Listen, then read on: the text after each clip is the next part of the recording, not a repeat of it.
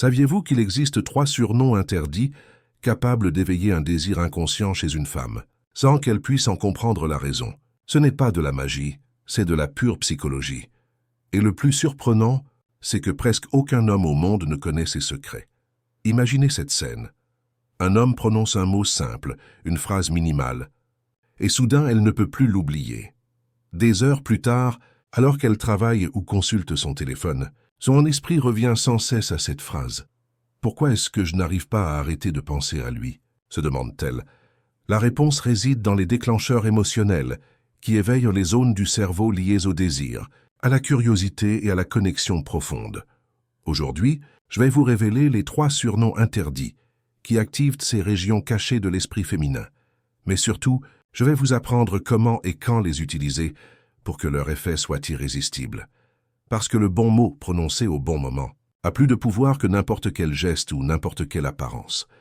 Si vous avez déjà parlé à une femme et remarqué que la conversation s'est interrompue sans raison apparente ou qu'elle a soudainement perdu tout intérêt, c'est parce que vous n'avez pas réussi à capter ses émotions inconscientes. Ne vous inquiétez pas. À la fin de cette vidéo, vous saurez exactement quoi dire pour qu'elle ne vous oublie pas. Croyez-moi, le 3e surnom est le plus puissant de tous. Si vous le prononcez avec la bonne intonation, son esprit l'associera à vous, même en votre absence. Avant de continuer, je vous invite à vous abonner à cette chaîne, Invisible Power, où nous explorons les forces cachées qui animent le désir, l'esprit et le pouvoir humain. N'oubliez pas, le changement commence lorsque vous décidez d'agir. Boum. Point final. Commençons. Le secret caché derrière chaque mot. Comment les utiliser pour laisser une trace indélébile? Les mots sont de l'énergie comprimée. Il ne s'agit pas seulement de parler, mais de réveiller des émotions latentes. Chaque mot peut être un déclencheur psychologique qui allie plaisir et présence, désir et souvenir. Dans le monde de l'attraction, les bons mots au bon moment font toute la différence entre être oublié et devenir une obsession silencieuse. La psychologie appelle cela des déclencheurs émotionnels, de petits stimuli que le cerveau associe au plaisir, à la sécurité ou à la fascination. Si vous les utilisez correctement, vous créez un lien invisible. Si vous les utilisez mal, vous passerez pour un simple imitateur numérique avec des phrases mignonnes et des émojis. Mais si vous comprenez leur logique profonde, vous pouvez toucher des cordes sensibles qu'aucun autre homme ne peut atteindre. C'est ça, le pouvoir psychologique, et aujourd'hui, je vais vous montrer comment le maîtriser. Imaginez-vous debout devant elle. L'atmosphère est calme, la conversation légère, voire innocente. Si vous n'activez pas les bons déclencheurs, la conversation s'éteint aussi vite qu'une mauvaise connexion Wi-Fi. Mais si vous le faites bien, chaque mot devient une encre émotionnelle qui laisse une trace dans son esprit. Et cette trace garantit qu'elle ne vous oubliera pas. Tout cela découle d'une vérité que peu de gens acceptent. Le désir ne naît pas dans le corps, mais dans le cerveau. L'attirance n'est pas une pure chimie, c'est une programmation. Quand une femme ressent une connexion profonde sans savoir pourquoi, ce n'est pas une coïncidence. C'est une séquence de stimuli soigneusement placés. Et les surnoms, interdits, ces petits mots apparemment anodins, font partie de cette séquence.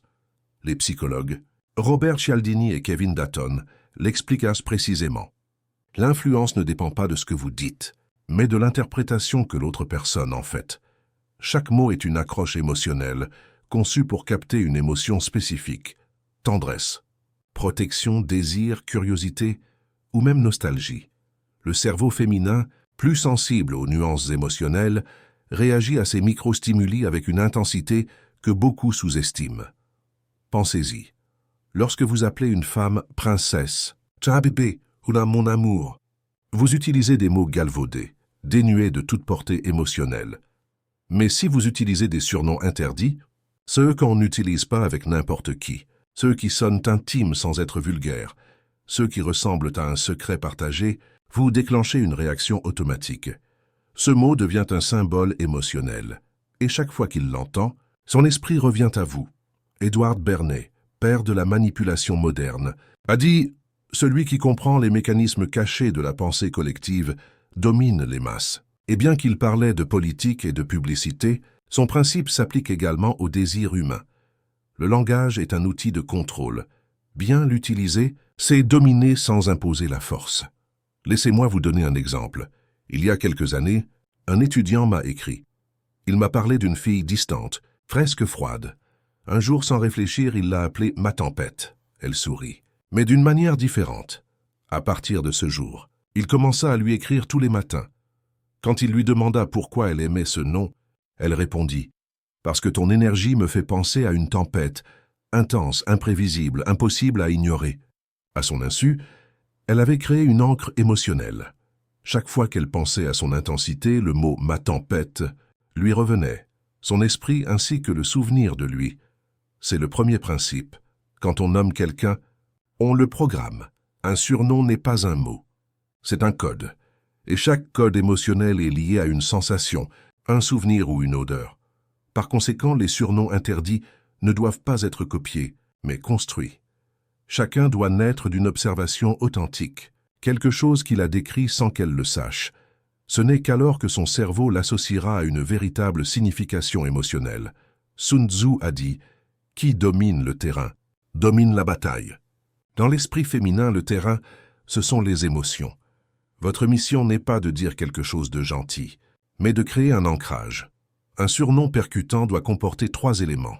Une réflexion émotionnelle, tendresse, force ou désir. Un code unique et non générique. Un contexte émotionnel fort. Un rire, un regard, un silence. Lorsque ces 3 éléments se combinent, son esprit crée un lien invisible entre vous et ce qu'elle a ressenti. À partir de ce moment, vous n'êtes plus seulement une personne. Vous devenez un stimulus mental. Chaque fois qu'elle entend ce mot, son subconscient réagit. Paul Ekman, expert en micro-expression, a démontré que le cerveau ne fait pas la distinction entre une émotion vécue et une émotion remémorée. Cela signifie que si elle ressent quelque chose d'intense avec vous et s'en souvient, son corps le revit. Et c'est là le véritable pouvoir de la psychologie noire. Répéter des émotions sans avoir besoin de stimulation physique. Mais attention, il ne s'agit pas de manipulation pour le plaisir de manipuler. Melchior Wama, et je peux vous le dire par expérience, n'enseigne pas la manipulation vide de sens, mais la conscience utiliser ses déclencheurs, c'est apprendre à parler à l'inconscient.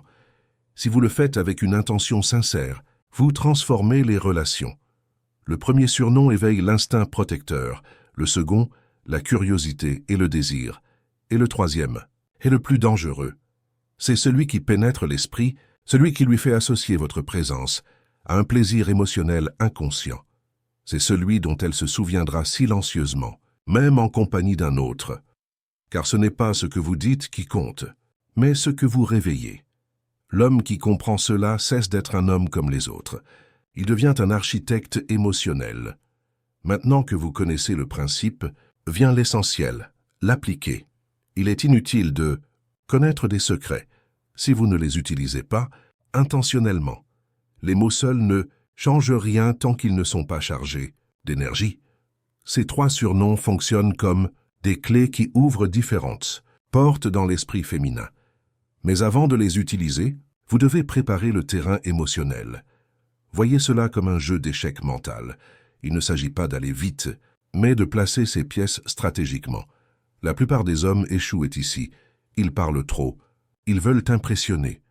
La psychologie noire ne cherche pas à impressionner, elle cherche à influencer. Et la véritable influence naît de la maîtrise de soi. Si vous ne maîtrisez pas vos impulsions ou vos silences, vous ne contrôlerez pas la conversation. Commencez par pratiquer la présence silencieuse. Parlez moins, observez davantage.